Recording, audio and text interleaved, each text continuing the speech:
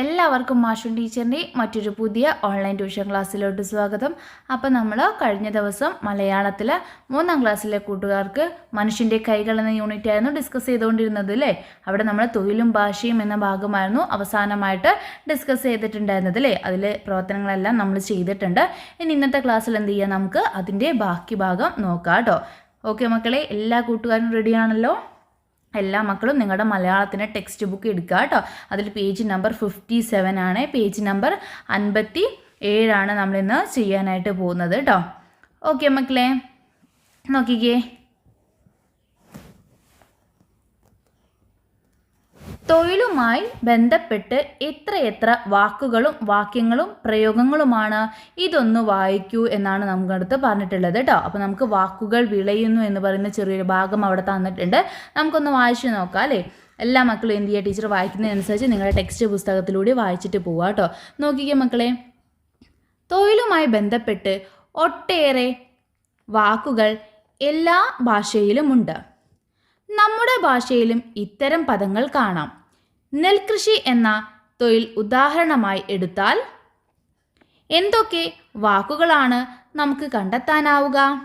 കന്നുപൂട്ടുക, കട്ടയുടയ്ക്കുക, വിത്തെറിയുക, ഞാറു പറിക്കുക, ഞാറ് നടുക, കള പറിക്കുക, വളം ചേർക്കുക, കൊയ്യുക, മെതിക്കുക എന്നിങ്ങനെ ഒട്ടേറെ പണികളുടെ പേരുണ്ട്. എന്താണ് മക്കളെ പറഞ്ഞത്? നെൽകൃഷി എന്ന തൊഴിൽ മക്കൾ കേട്ടിട്ടുണ്ടല്ലോ.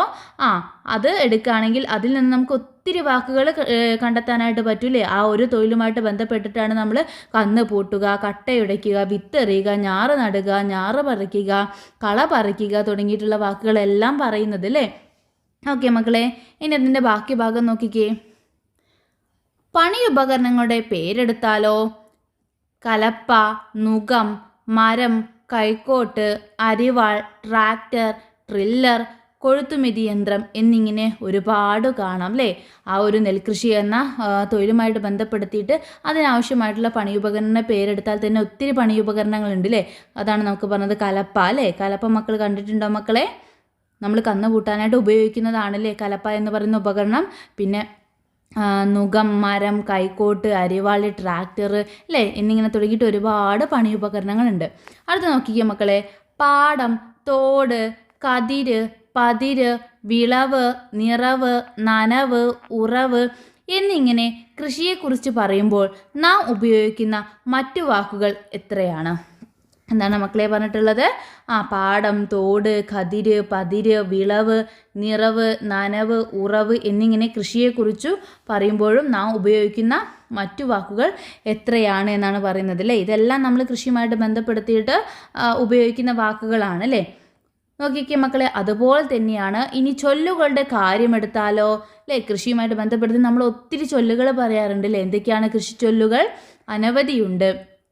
മുളയിലറിയാം വിള, അടുത്ത് നട്ടാൽ അഴക്, അകലെ നട്ടാൽ വിളവ്, വിത്തായം ചെന്നാൽ പത്തായം നിറയും, ഞാറില്ലെങ്കിൽ ചോറില്ല എന്നിങ്ങനെ നോക്കൂ.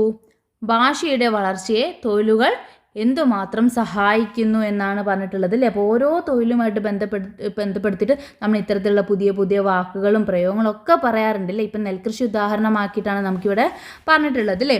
അതുപോലെ നമുക്ക് ചോദിച്ചത് എന്താണെന്ന് നോക്കിക്കേ മക്കളെ.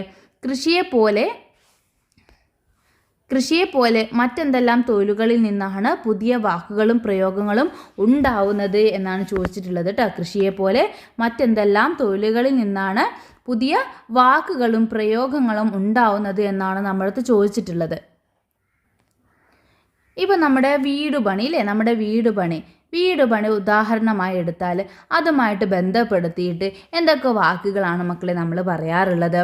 എന്തൊക്കെയാണ് നമ്മൾ പറയാറുണ്ടല്ലേ? തറ കെട്ടുക എന്ന് പറയാറുണ്ട് അല്ലേ. അതുപോലെ തന്നെ കട്ടില വയ്ക്കുക എന്ന് പറയാറുണ്ട്, വാർക്കുക എന്ന് പറയാറുണ്ട്, ഓട് മേയുക, ഷീറ്റിടുക, അതുപോലെ തന്നെ ഭിത്തി കെട്ടൽ, തേപ്പ്, പെയിൻ്റ് അടിക്കൽ, വയറിങ് അല്ലേ, ടൈലിടൽ എന്നിങ്ങനെ തുടങ്ങിയിട്ട് ഒരുപാട് വാക്കുകൾ നമ്മൾ വീട് പണിയുമായിട്ട് ബന്ധപ്പെടുത്തിയിട്ട് നമ്മൾ പറയാറുണ്ട്. ഇങ്ങനെ മറ്റെല്ലാ തൊഴിലുമായിട്ട് ബന്ധപ്പെടുത്തിയിട്ട് നമ്മൾ പുതിയ പുതിയ വാക്കുകളും പ്രയോഗങ്ങളും എല്ലാം പറയാറുണ്ട് അല്ലേ.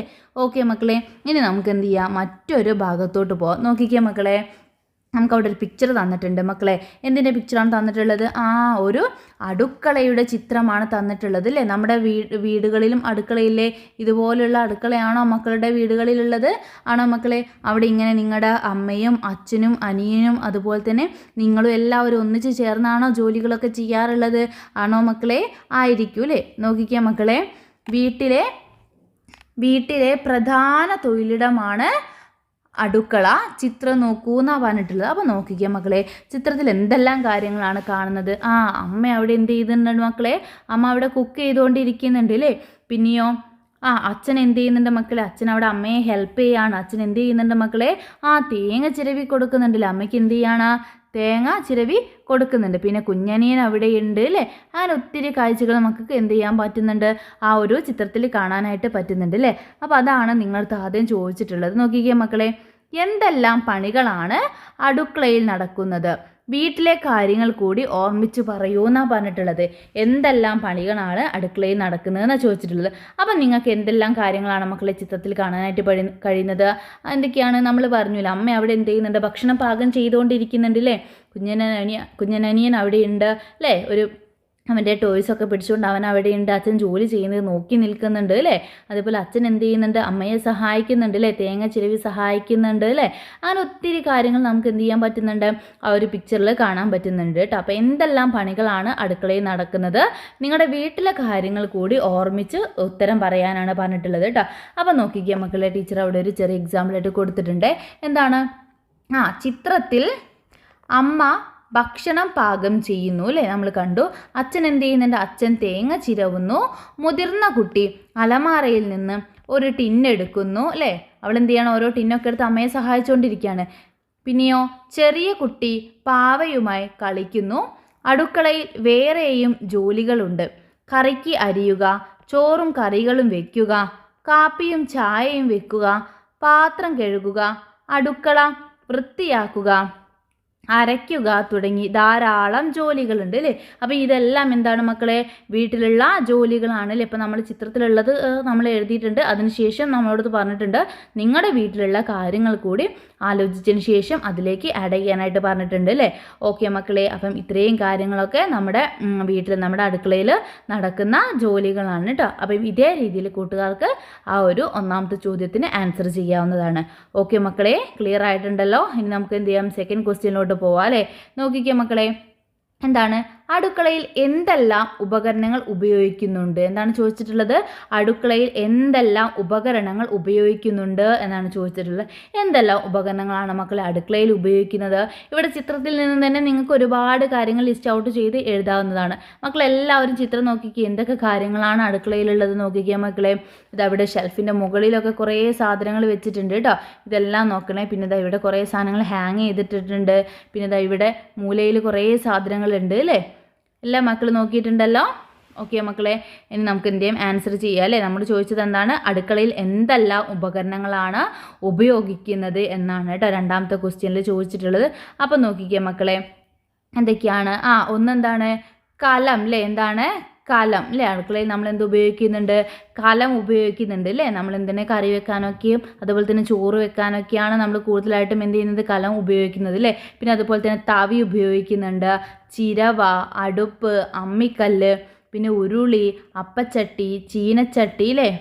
അപ്പച്ചട്ടി, ചീനച്ചട്ടി, അതുപോലെ തന്നെ ചൂല്, മുറം, പിന്നെ ചട്ടി, മിക്സി, അരക്കല്ല്, കത്തി, പുട്ടുകുടം, അതുപോലെ തന്നെ പാത്രം അല്ലേ. എന്നിങ്ങനെ തുടങ്ങിയിട്ട് ഒരുപാട് കാര്യങ്ങൾ അടുക്കളയിൽ നമ്മൾ ഉപയോഗിക്കുന്നുണ്ട് അല്ലേ. ഇത്തരത്തിലുള്ള ഒരുപാട് ഉപകരണങ്ങൾ അടുക്കളയിൽ നമ്മൾ വിവിധ ആവശ്യങ്ങളായിട്ട് ഉപയോഗിക്കുന്നുണ്ട്. അപ്പോൾ ഇനിയും ഒത്തിരി കാര്യങ്ങൾ മക്കൾക്ക് അതിൽ ഉൾപ്പെടുത്താവുന്നതാണ്. അപ്പോൾ അതുകൂടി മക്കൾ ചേർത്തിട്ട് എന്ത് ചെയ്യുക? ആ ഒരു ചോദ്യത്തിന് ആൻസർ കംപ്ലീറ്റ് ചെയ്തിട്ട് ചെയ്യുക കേട്ടോ. ഓക്കെ മക്കളെ, ക്ലിയർ ആയിട്ടുണ്ടല്ലോ. ഇനി നമുക്ക് എന്ത് ചെയ്യാം? അടുത്ത ചോദ്യത്തിലോട്ട് പോവാം. മൂന്നാമത്തെ ക്വസ്റ്റ്യൻ എന്താണ് മക്കളെ? നോക്കൂ. അടുക്കള പണിയുമായി ബന്ധപ്പെട്ട് എന്തൊക്കെ വാക്കുകളും പ്രയോഗങ്ങളും നിങ്ങൾക്ക് കണ്ടെത്താനാവും പറയൂ എന്നാണ് ചോദിച്ചിട്ടുള്ളത്. അടുക്കള പണിയുമായിട്ട് ബന്ധപ്പെടുത്തിട്ട് എന്തൊക്കെ വാക്കുകളും പ്രയോഗങ്ങളും കണ്ടെത്താനാവും എന്നാണ് ചോദിച്ചിട്ടുള്ളത്. നമ്മൾ നേരത്തെ നെൽകൃഷിയുമായിട്ട് ബന്ധപ്പെടുത്തിയിട്ട് പറഞ്ഞു, വീട് പണിയുമായിട്ട് ബന്ധപ്പെടുത്തിയിട്ടൊക്കെ പറഞ്ഞു അല്ലേ. അത്തരത്തിൽ അടുക്കള പണിയുമായി ബന്ധപ്പെട്ടിട്ടുള്ള വാക്കുകളും പ്രയോഗങ്ങളുമാണ്. അപ്പം നോക്കിക്കേ മക്കളെ, എന്തൊക്കെ നമ്മൾ പറയും. ചിരവുക എന്ന് പറയില്ലേ, ചിരവുക, ഊറ്റുക അല്ലേ. നമ്മൾ ചോറൊക്കെ വെന്ത് കഴിഞ്ഞാൽ നമ്മൾ എന്ത് ചെയ്യും, ഊറ്റാൻ പറയും അല്ലേ. അതുപോലെ തന്നെ ഇളക്കുക, കുതിർക്കുക, വേവിക്കുക, അരയ്ക്കുക, താളിക്കുക, പൊതിയുക, തിളപ്പിക്കുക, വാർക്കുക, അരയ്ക്കുക, പൊടിക്കുക, കുഴയ്ക്കുക, വറുക്കുക, വയറ്റുക അല്ലേ. ഇതെല്ലാം നമ്മൾ അടുക്കളയിൽ പല സന്ദർഭങ്ങളിലും പറയുന്ന അല്ലെങ്കിൽ പ്രയോഗിക്കുന്ന വാക്കുകളൊക്കെയാണ് അല്ലേ. ഓക്കെ മക്കളെ, അപ്പം ഇത്തരത്തിലാണ് മക്കൾ എന്ത് ചെയ്യേണ്ടത്, ആ ഒരു മൂന്നാമത്തെ ചോദ്യത്തിന് ആൻസർ ചെയ്യേണ്ടത് കേട്ടോ. ഓക്കെ മക്കളെ, ക്ലിയർ ആയിട്ടുണ്ടല്ലോ. ഇനി നമുക്ക് എന്ത് ചെയ്യാം, അതിലെ അടുത്തൊരു ചോദ്യത്തിലോട്ട് പോവാല്ലേ. എന്തൊക്കെയാണ് മക്കളെ, കണ്ടെത്തിയവ ഉൾപ്പെടുത്തി ഒരു കുറിപ്പ് തയ്യാറാക്കൂ. എന്ത് കണ്ടെത്തിയത് മക്കളെ? നമ്മൾ തൊട്ട് മേലെയുള്ള ക്വസ്റ്റ്യൻ, അതായത് അടുക്കള പണിയുമായി ബന്ധപ്പെട്ട എന്തൊക്കെ വാക്കുകളും പ്രയോഗങ്ങളും കണ്ടെത്താനാവും പറയുമെന്നാ ചോദിച്ചത്. അപ്പോൾ ആ വാക്കുകളും പ്രയോഗങ്ങളെല്ലാം ഉൾപ്പെടുത്തിയിട്ട് ചെറിയൊരു കുറിപ്പ് തയ്യാറാക്കാനാണ് പറഞ്ഞിട്ടുള്ളത് കേട്ടോ. ഓക്കെ മക്കളെ, അപ്പോൾ ടീച്ചർ ചെറിയൊരു എക്സാമ്പിൾ ഇവിടെ കൊടുത്തിട്ട് മക്കൾ നോക്കിക്കേ. എന്നും വീട്ടിൽ അതിരാവിലെ എണീക്കുന്നത് അടുക്കളയാണ്. ഒരു ദിവസം എങ്ങാനും അടുക്കളയൊന്നും ഉണരാതിരുന്നാലോ? എന്തൊക്കെ പുകിലാവും. കുടിക്കാനുണ്ടാവില്ല, തിന്നാനുണ്ടാവില്ല, അങ്ങനെ എന്തെല്ലാം. കഴിക്കാനും കുടിക്കാനുമുള്ളത് ഉണ്ടാക്കിത്തരുന്ന സ്ഥലം മാത്രമല്ല നമ്മുടെ അടുക്കള. അവിടെ നിന്ന് എന്തെല്ലാം വാക്കുകളും പ്രയോഗങ്ങളുമാണ് പിറന്നു വീണിട്ടുള്ളത്.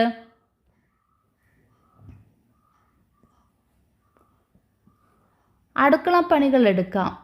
പാത്രം കഴുകുക, കറിക്കരിയുക, തേങ്ങ ചിരകുക, മീൻ മുറിച്ച് കഴുകുക, തീ പൂട്ടുക, കറി വയ്ക്കുക, അരി വാർക്കുക, വിളമ്പുക, മാമൂട്ടുക, അങ്ങനെ എന്തെല്ലാം. ഇനി എന്തെല്ലാം ഉപകരണങ്ങളാണ് അടുക്കളയിൽ? മിക്സി, അമ്മിക്കല്ല്, ഗ്രൈൻഡർ, ആട്ടുകല്ല്, ഗ്യാസ് സ്റ്റവ്, അടുപ്പ്, അതുപോലെ നമ്മുടെ കുക്കർ അല്ലേ, പ്രഷർ കുക്കർ. ഇങ്ങനെ മറ്റെന്തെല്ലാം വാക്കുകളുണ്ട്? എന്തൊക്കെ വാക്കുകളാണ് മക്കളെ? ചോറും കറിയും, ഉപ്പും മുളകും, എരിയും പുളിയും, കയ്പും ചവർപ്പും, വേവും ചൂടും, അങ്ങനെ എന്തെല്ലാം ഇണവാക്കുകൾ. ഇനി പ്രയോഗങ്ങൾ എടുത്താലോ? ഉപ്പില്ലാതെ കറിയില്ല, ഉപ്പ് തൊട്ട് കർപ്പൂരം വരെ, ഒരു ചുക്കും സംഭവിക്കില്ല, കടുക് പൊട്ടും പോലെ അല്ലേ. ഇതെല്ലാം നമ്മൾ അടുക്കളയിൽ ഉപയോഗിക്കുന്ന പ്രയോഗങ്ങളാണ്. അപ്പോൾ ഇതെല്ലാം ഉൾപ്പെടുത്തിക്കൊണ്ട് മക്കൾക്ക് എന്ത് ചെയ്യാവുന്നതാണ്, നല്ല രീതിയിൽ കുറിപ്പ് തയ്യാറാക്കാവുന്നതാണ് കേട്ടോ. ഓക്കെ മക്കളെ, ക്ലിയർ ആയിട്ടുണ്ടല്ലോ. ഇനി നമുക്ക് എന്ത് ചെയ്യാം, അടുത്തൊരു ഭാഗത്തോട്ട് പോകാം അല്ലേ. അപ്പോൾ നമ്മുടെ ഇപ്പം കുറിപ്പ് എഴുതാനാണ് പറഞ്ഞിട്ടുള്ളത്.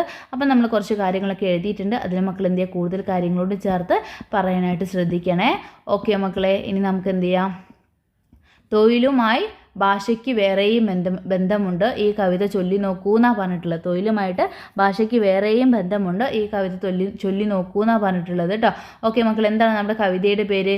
തടിപിടി. എന്താണ് മക്കളെ? തടിപിടി എന്നതാണ് നമ്മുടെ കവിതയുടെ പേര് അല്ലേ. അപ്പം നോക്കിക്കുക മക്കളെ, എന്താണ് ആദ്യത്തെ വരി? എന്താണ്?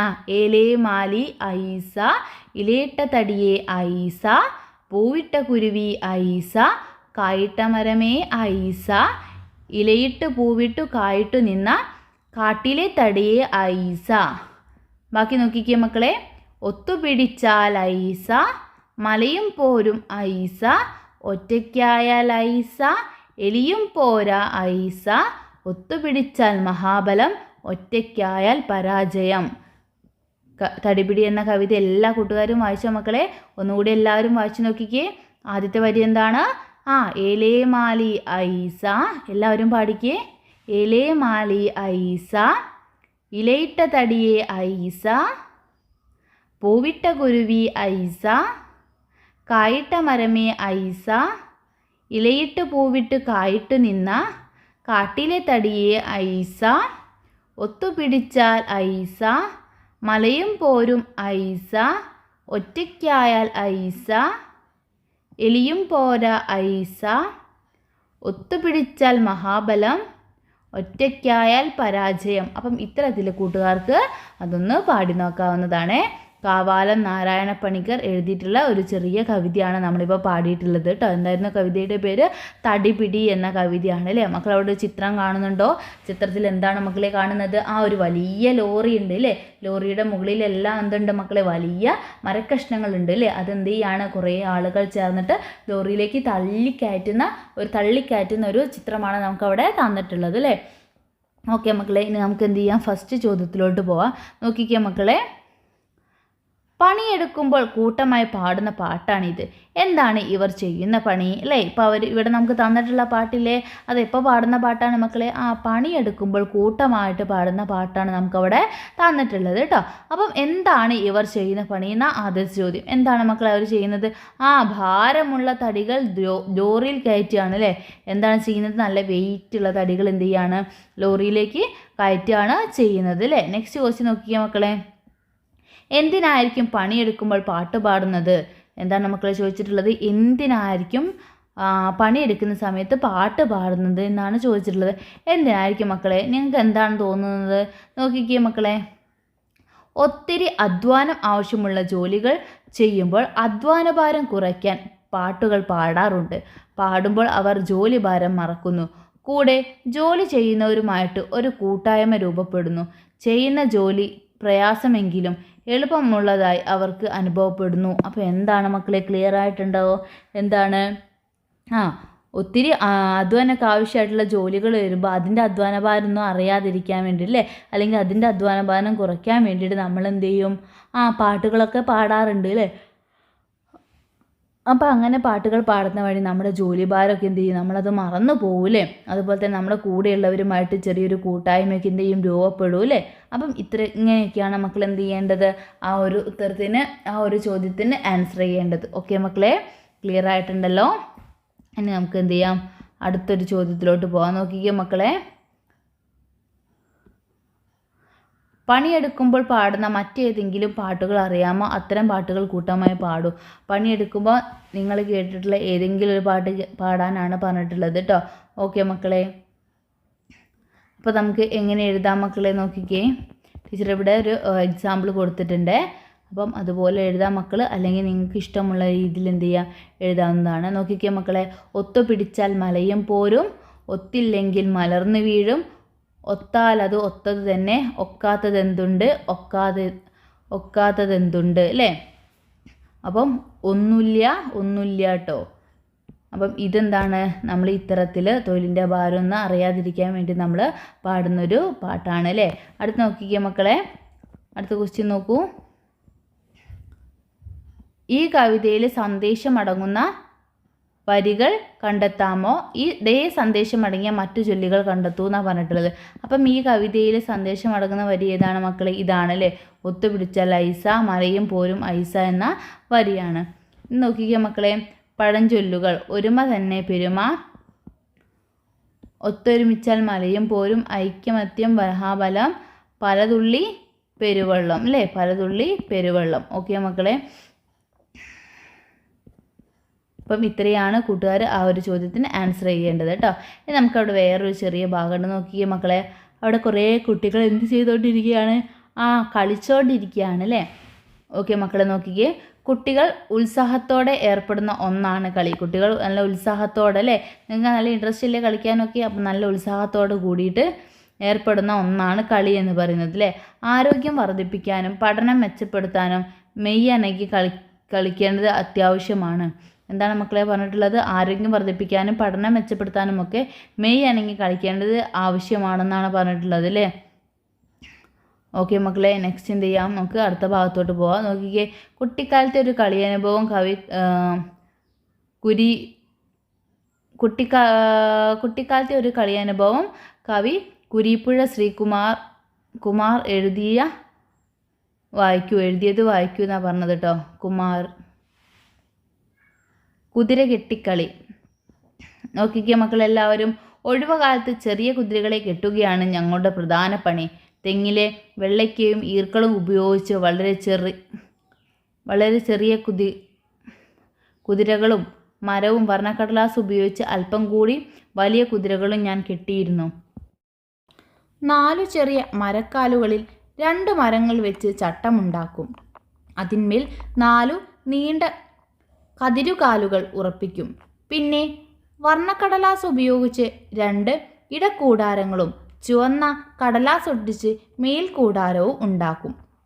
പൊടിപ്പും തൊങ്ങലും ഒട്ടിച്ചു വയ്ക്കും. കുതിരത്തലയും കുതിരവാലും ഉണ്ടാക്കും. കയർ ഉപയോഗിച്ച് 4 ആലാത്തും കെട്ടും. കുതിരയുടെ നിർമ്മാണം പൂർത്തിയായി കഴിഞ്ഞാൽ എല്ലാവരും കൂടി കുതിരയെ തോളിലേറ്റി ചര്യോ പരോ എന്ന വാഴ്ത്താരിയോടെ വഴിയിലെല്ലാം കൊണ്ടു നടക്കും. ഇതായിരുന്നു ഞങ്ങളുടെ മധ്യവേനലവധിക്കാലത്തെ ഉത്സവം. നോക്കിക്കേ മക്കളെ, അപ്പോൾ നമുക്ക് അവിടെ ഒരു കുതിര കെട്ടിക്കളി എന്നതിനെ കുറിച്ചിട്ടുള്ള ഒരു ചെറിയൊരു വിവരണം അവിടെ തന്നിട്ടുണ്ട് അല്ലേ. അതുപോലെ മക്കൾക്കും കുട്ടിക്കാലത്ത് ഒരുപാട് കളി അനുഭവങ്ങൾ ഉണ്ടാവില്ലേ മക്കളെ? ഇതാ ഇവിടെ ചിത്രത്തിൽ നോക്കിക്കേ, നിങ്ങളെപ്പോലെയുള്ള ഒരുപാട് കൊച്ചുമിടുക്കർ ചേർന്നിട്ട് പലതരത്തിലുള്ള കളികളിൽ ഏർപ്പെടുന്നുണ്ട് അല്ലേ. ഇത്തരത്തിൽ നിങ്ങൾ കൂട്ടുകാരെയൊക്കെ ഇതുപോലെ പാളയിലെല്ലാം വെച്ചിട്ട് വലിച്ചു കൊണ്ടുപോയിട്ടുണ്ടോ? അല്ലെങ്കിൽ നിങ്ങളെ മറ്റാരെങ്കിലും ഇങ്ങനെയൊക്കെ വലിച്ചു കൊണ്ടുപോയിട്ടുണ്ടോ മക്കളെ? പിന്നെ ഇവിടെ ഈ ഒരു കുട്ടികൾ കളിക്കുന്ന കളി എന്താണ്? ഒളിച്ചു കളിയാണ് അല്ലേ, സാറ്റ് കളിയാണ്. പിന്നെ ഇതാ ഇവിടെ മക്കൾ എന്ത് കളിക്കുന്നുണ്ട്? ക്രിക്കറ്റ് കളിക്കുന്നുണ്ടല്ലേ. ഇങ്ങനെ പലതരത്തിലുള്ള കളികളുണ്ട് അല്ലേ. ഓക്കെ മക്കളെ, നമുക്ക് എന്ത് ചെയ്യാം, ഈ ഒരു പാഠഭാഗത്തിലെ ചോദ്യത്തിലോട്ട് പോകാം. ആദ്യത്തെ ചോദ്യം നോക്കിക്കേ മക്കളെ, ഒഴിവു ദിവസങ്ങളിൽ നിങ്ങൾ ഏർപ്പെടുന്ന കൂട്ടായ കളികൾ എന്തെല്ലാമാണ്? ചർച്ച ചെയ്യുമെന്നാണ് ചോദിച്ചിട്ടുള്ളത് കേട്ടോ. എന്താണ് മക്കളെ? ഒഴിവു ദിവസങ്ങളിൽ നിങ്ങൾ ഏർപ്പെടുന്ന കൂട്ടായ കളി കേട്ടോ. കളികളല്ല ചോദിച്ചിട്ടുള്ളത്, കൂട്ടായ കളി. കൂട്ടായ കളി എന്ന് പറഞ്ഞാൽ കൂടുതൽ ആളുകൾ ചേർന്നിട്ടുള്ള കളി കേട്ടോ. കൂടുതൽ ആളുകൾ ചേർന്നിട്ടുള്ള കളി. ഏതൊക്കെ കളികളാണ് മക്കളെ നിങ്ങൾ കളിക്കാറുള്ളത്? ഒഴിവു ദിവസങ്ങളിൽ ഏതൊക്കെ കളികളാണ് കളിക്കാറുള്ളത്? ക്രിക്കറ്റ് നിങ്ങൾ കളിക്കാറുണ്ടാവുമല്ലോ അല്ലേ. ഓക്കെ, ക്രിക്കറ്റ് കളിക്കാറുണ്ടായിരിക്കും അല്ലേ. ക്രിക്കറ്റ് കളിക്കും. പിന്നെയോ മക്കളെ, ഫുട്ബോൾ കളിക്കുന്നവരുണ്ടോ? ഫുട്ബോൾ കളിക്കുന്നവരുണ്ടായിരിക്കും അല്ലേ. ക്രിക്കറ്റ് കളിക്കുന്നവരുണ്ടായിരിക്കും, ഫുട്ബോൾ കളിക്കുന്നവരുണ്ടായിരിക്കും. പിന്നെ സാറ്റ് കളിക്കാറുണ്ടോ? സാറ്റ് കളിക്കാറുണ്ട് അല്ലേ. സാറ്റ് കളിക്കാറുണ്ട്. പിന്നെ മക്കളെ, കബഡി കളിക്കാറുണ്ടോ? കബഡി കളിക്കുന്ന കൂട്ടുകാരുണ്ടായിരിക്കും അല്ലേ. പിന്നെയോ നിങ്ങൾ ഷട്ടിൽ കളിക്കാറുണ്ടോ? പാമ്പ് കോണി, അതുപോലെ തന്നെ ബാഡ്മിൻ്റൺ, ഇങ്ങനെ തുടങ്ങിയിട്ട് ഒരുപാട് കളികളില്ലേ നമുക്ക് കൂട്ടമായിട്ട് കളിക്കാൻ പറ്റുന്ന. തൊട്ടുകളിയൊക്കെ കളിക്കാറില്ല മക്കളെ. ഓക്കെ, അപ്പം നിങ്ങൾ ഒഴിവു ദിവസങ്ങളിൽ കളിക്കുന്ന കളികൾ ഏതൊക്കെയാണെന്നാണ് മക്കൾ ഒന്നാമത്തെ ചോദ്യത്തിന് ആൻസറായിട്ട് പറയേണ്ടത് കേട്ടോ. ചർച്ച ചെയ്യൂ എന്ന് പറയുന്നുണ്ട്. അതോടൊപ്പം തന്നെ മറ്റൊരു കാര്യം കൂടി പറഞ്ഞിട്ട്, നിങ്ങളുടെ ഒരു കളി അനുഭവം വിവരിച്ചെഴുതൂ എന്നാണ് പറഞ്ഞിട്ടുള്ളത്. എന്താണ് മക്കളെ? നിങ്ങൾക്കുണ്ടായ ഏതെങ്കിലും ഒരു കളി അനുഭവം വിവരിച്ച് എഴുതാനാണ് പറഞ്ഞിട്ടുള്ളത്. അപ്പോൾ മക്കൾ എന്ത് ചെയ്യുക, നിങ്ങൾക്ക് ഉണ്ടായിട്ടുള്ള, ഇപ്പോൾ ഉണ്ടായിട്ടുള്ള, അല്ലെങ്കിൽ കുറച്ച് മുന്നേ നിങ്ങൾ കുഞ്ഞതായിട്ടൊക്കെ ഉള്ള സമയത്ത് നിങ്ങൾക്ക് ഉണ്ടായിട്ടുള്ള കളി അനുഭവം ഓർമ്മയുണ്ടെങ്കിൽ അതെല്ലാം ഉൾപ്പെടുത്തിയിട്ട് വേണം മക്കൾ എന്ത് ചെയ്യാൻ, നിങ്ങളുടെ അനുഭവം എഴുതി തയ്യാറാക്കാൻ. ഓക്കെ മക്കളെ, ഏതെങ്കിലും ഒരു കളിയുടേത് മാത്രം എഴുതിയാൽ മതിയാവും കേട്ടോ. ഓക്കെ മക്കളെ, ഇനി അതിലെ മറ്റൊരു ക്വസ്റ്റ്യൻ നോക്കിക്കേ. കുതിര എന്നും തല എന്നും 2 വാക്കുകൾ ചേർന്ന് കുതിരത്തല എന്ന ഒരൊറ്റ വാക്കായി. ഇത്തരത്തിൽ 2 വാക്കുകൾ ചേർന്ന് രൂപപ്പെട്ട മറ്റെന്തെല്ലാം പദങ്ങൾ നിങ്ങൾക്ക് കണ്ടെത്താനാവുന്ന ചോദിച്ചിട്ടുള്ളത് അല്ലേ. എന്താണ് മക്കളെ പറഞ്ഞിട്ടുള്ളത്? കുതിര എന്നുള്ള വാക്കും അതുപോലെ തന്നെ തല എന്നുള്ള വാക്കും രണ്ടും കൂടിയും ചേർന്നിട്ട് എന്തായി മക്കളെ? ഏത് വാക്കായി? കുതിരത്തല എന്നായില്ല. എന്തായി മക്കളെ? കുതിരത്തല എന്നായില്ല. അതുപോലെ 2 വാക്കുകൾ ചേർന്ന് രൂപപ്പെട്ട മറ്റേതെല്ലാം പദങ്ങൾ നിങ്ങൾക്കറിയാൻ കണ്ടെത്താനാണ് പറഞ്ഞിട്ടുള്ളത്. നോക്കിക്കേ മക്കളെ, അത് നമ്മൾ പറഞ്ഞു. കുതിര പ്ലസ് തല, കുതിരത്തല. പിന്നെ ഒഴിവ് പ്ലസ് കാലം, ഒഴിവ് കാലം. മര പ്ലസ് കാല്, മരക്കാല്. വർണ്ണ പ്ലസ് കടലാസ്, വർണ്ണക്കടലാസ്. കടലാസ് പ്ലസ് ഒട്ടിച്ചു, കടലാസ് ഒട്ടിച്ചു. കതിര് പ്ലസ് കാല്, കതിരുകാല്. തോളിൽ പ്ലസ് ഏറ്റി, തോളിലേറ്റി. വഴിയിൽ പ്ലസ് എല്ലാം, വഴിയിലെല്ലാം. വേനൽ പ്ലസ് അവധി, വേനലവധി. ഇത്തരത്തിൽ മക്കൾക്ക് എന്ത് ചെയ്യാവുന്നതാണ്? ചേർത്ത് എഴുതാവുന്നതാണ് കേട്ടോ. ഓക്കെ മക്കളെ, അപ്പോൾ ഇത്രയേ ഉള്ളൂ നമുക്ക് ഈ ഒരു ചാപ്റ്ററിലെ ക്വസ്റ്റ്യൻസ് എന്ന് പറയുന്നത്. അപ്പോൾ നമ്മൾ ഈ ഒരു ചാപ്റ്ററിലെ എല്ലാ ക്വസ്റ്റ്യൻസും ഡിസ്കസ് ചെയ്തിട്ടുണ്ട്. ഇനി മുന്നേയുള്ള പാർട്ട് വീഡിയോസ് കാണാത്ത കൂട്ടുകാരുണ്ടെങ്കിൽ എന്ത് ചെയ്യുക, തീർച്ചയായിട്ടും ക്ലാസ്സുകൾ കാണുക കേട്ടോ. വരുന്ന ക്ലാസ്സിൽ നമുക്ക് എന്ത് ചെയ്യാം, വരുന്ന മലയാളം ക്ലാസ്സിൽ നമുക്ക് മലയാളത്തിലെ പുതിയ അടുത്ത യൂണിറ്റ് നമുക്ക് ഡിസ്കസ് ചെയ്യാം കേട്ടോ. ഓക്കെ മക്കളെ, അപ്പോൾ കൂട്ടുകാർക്ക് ടെക്സ്റ്റ് പുസ്തകം, സെക്കൻഡ് പാർട്ട് ടെക്സ്റ്റ് പുസ്തകം കിട്ടിയോ ഇല്ലയോ എന്നുള്ള കാര്യം ഇന്ന് എന്ത് ചെയ്യുക, ക്ലാസ് കഴിഞ്ഞതിന് ശേഷം നമ്മുടെ ഗ്രൂപ്പിൽ പറയാനായിട്ട് മറക്കരുതേ. ഓക്കെ മക്കളെ, മറ്റൊരു പുതിയ ക്ലാസ്സുമായിട്ട് നമുക്ക് വീണ്ടും കാണാം.